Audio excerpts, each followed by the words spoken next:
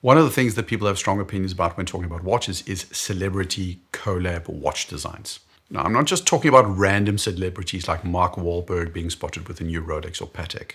I'm also not talking about Roger Federer, who is a brand ambassador for Rolex. I'm talking about the scenarios where a reasonably famous person or brand has engaged with a watch brand to make a watch that can be branded as designed by or designed in collaboration with a particular person or brand. We're talking about watches like the Tudor FXD Alinghi or the FP Jean Francis Ford Coppola.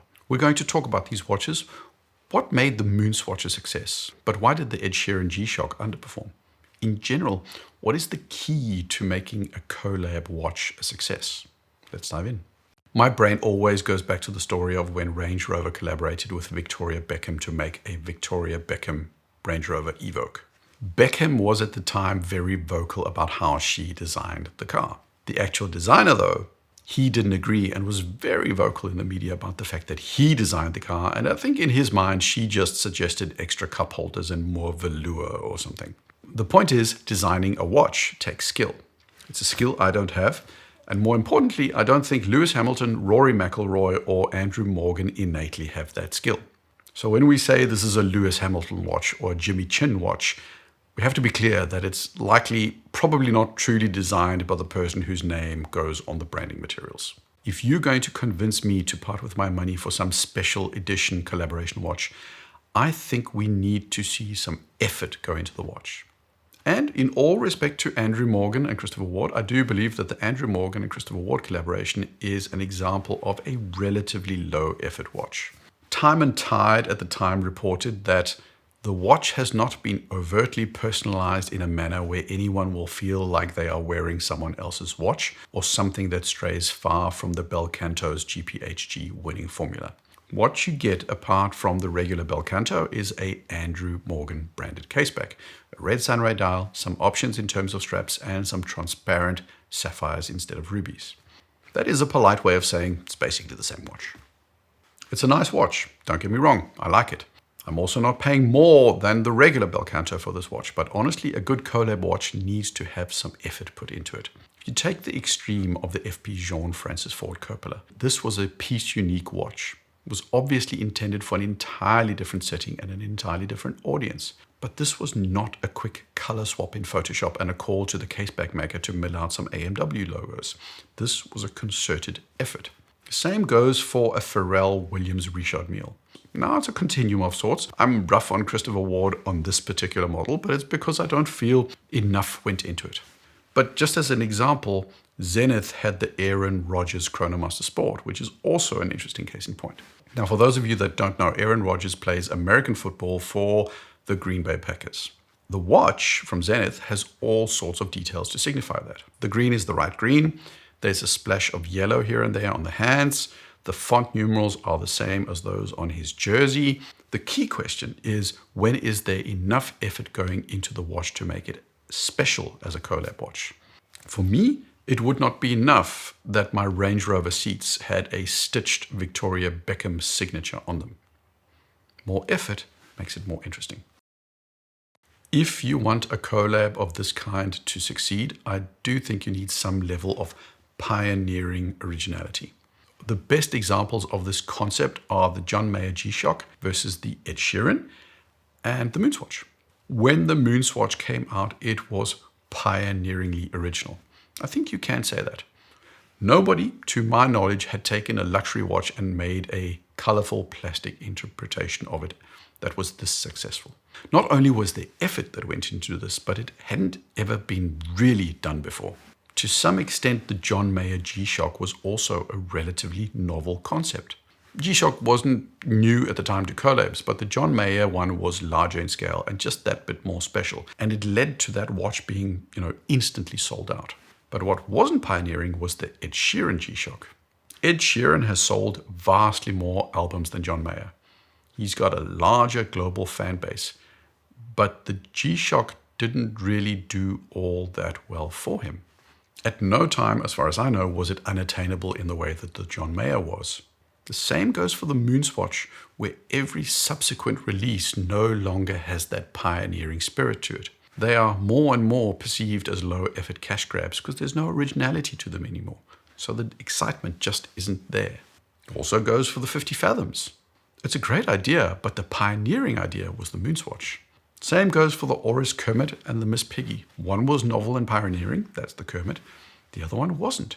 The pioneering watch is the one that's special. Hopefully you feel my channel is a little bit special and offering something original compared to the other channels out there. By all means, subscribe to them as well. But if you feel that my videos are worthy of your time, then click the subscribe button below. It's hugely appreciated. Thanks. Next up, you need uniqueness. It's the next level.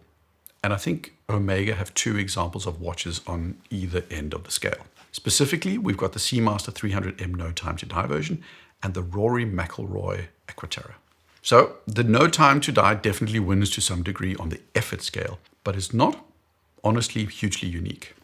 A James Bond collab has been done before. The 300M has been used as a James Bond watch before. It looks largely like most other 300Ms, just with its own dial and materials. It's a step up from the regular 300M because it's titanium. It has a unique dial design. Plus, at the time, it had a unique bracelet. It had no date and a specifically designed NATO strap. All of those things are just that bit more effort than just a dial color change. But it's not unique. It's not the McIlroy. The McIlroy has a custom movement inside, a telescopic crown. There's more than just effort. That's something that takes it to another level. Obviously, not every collab should end up being a $50,000 or $100,000 watch, which is a Peaks unique, but the best collabs go that extra mile. And in the context of a watch that's serving the purpose of showcasing Omega's technical abilities, they did in the McIlroy come up with something unique. What kind of watch would you associate with Jacques Cousteau? It would be a dive watch, right? Not a dress watch, not a chronograph, not a jump hour. Dive watch would be thematically consistent for a collab with Jacques Cousteau. So here's one for you. Would you wear a Panerai submersible chrono flyback limited edition when climbing El Capitan? A 45mm brick of a diver when scaling a sheer cliff wall. This is a Panerai branded with Jibby Chin, a famous, at least in climbing circles, mountain climber and videographer. I know that the Panerai submersible is positioned as a tool watch, but overall it's just not particularly well suited to climbing. And I should know, I've climbed the easiest level of the green wall at my local bouldering gym, so I have more than enough experience to know what a watch needs to be able to do when climbing up a rock wall. I would never be wearing a Panerai of that size, that's for sure. IWC have also got a great example of both a consistent and thematically inconsistent watch in their collection. To me, the Lewis Hamilton Big Pilot is at least a touch more consistent than the Lewis Hamilton Perpetual Retrograde Portuguesa. Both these watches are fairly old, and today IWC have a racing edition chronograph that would be even more thematically consistent, but I still feel that the Big Pilot matched Lewis Hamilton and sport and engines much better than the Portuguesa ever could. Tudor did the Alinghi, which I at least think was thematically consistent. Carbon, like boats, matching the colorway of the watch to the branding of the Alinghi Red Bull races. New materials required effort. It was pioneering for Tudor at the time. Overall, from a collab perspective, it was a pretty good iteration. Obviously, the watch has to look good. Homer Simpson, given free rein, did not make the best car in the world. Lewis Hamilton's input delivered a burgundy purple watch that I at least have had a hard time calling good looking. The main jump hour is divisive to say the least, but the Aaron Rodgers, to me, it's pretty good looking. The FXD Alinghi looks good. Yes, the Red Bull text is a little bit annoying, but the Riho text is not as noticeable as you would think. I could still do without it though. But the point is, you can't sell a watch if it's ugly. Some of the moon swatches sell better than others simply because some of them are prettier than others. It's also fair to state that the yellow Ed Sheeran probably wasn't to as many people's tastes as the pastel blue John Mayer. If I were to take three watches and rate them across the scale, I'd take the Ed Sheeran, the Moonswatch, and the Jimmy Chin Panerai. The Ed Sheeran was low effort, limited originality, limited uniqueness, reasonable thematic consistency, and okay looks. Overall, that translated into something that was not a massive success.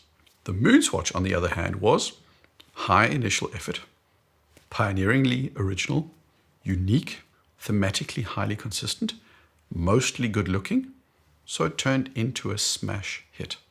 And then you've got the Jimmy Chin Panerai. relatively speaking, low effort, not pioneering, unique only in the sense that it was a limited edition, thematically wildly inconsistent, and it was nice enough for a big panerai, but the other things let it down. So is it remembered today? Not really. This is what happens in my videos sometimes.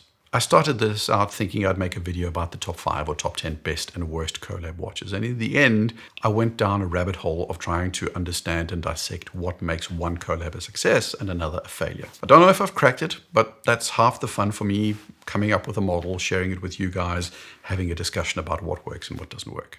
But for me, it's clear that these companies, not every watch is, of course, meant to be a commercial success. The McElroy could quite possibly have been a loss-making watch, considering all the technology that went into it. It was never meant to sell a lot of watches. It did briefly get talked about, but I think the collabs that work best are the ones that are intended to move product. That applies to the FP Journe piece unique. It has to be so special that it's going to garner a high price. This applies all the way down to a Tudor Alinghi or a John Mayer G-Shock. If they are adhering to these principles, they are going to sell more watches. That's going to move product, and that's going to make their brand more interesting. Which brand or celebrity collab watches do you think get these principles right and which don't? Do you even agree with my principles? Share your thoughts in the comments. Let's have a good conversation. Like, subscribe. Cheers.